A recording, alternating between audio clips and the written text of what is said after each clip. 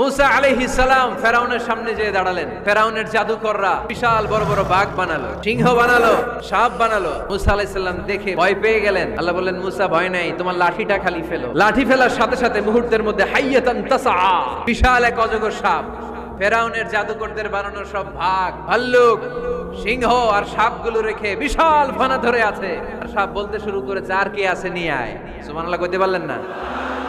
এই দৃশ্য দেখার সাথে সাথে ফেরাউনের রাজপ্রাসাদের সামনে যতগুলো জাদুকর ছিল, কোরআন বলে ফাউলকিয়াস সাহারাতু সাজিদিন। এই দৃশ্য দেখা মাত্রই ফেরাউনের নিয়ে আসা বড় বড় জাদুকরগুলো মুসা আলাইহিস সালামের সামনে দাঁড়িয়ে আল্লাহর জন্য সেজদায় লুটিয়ে পড়েছে।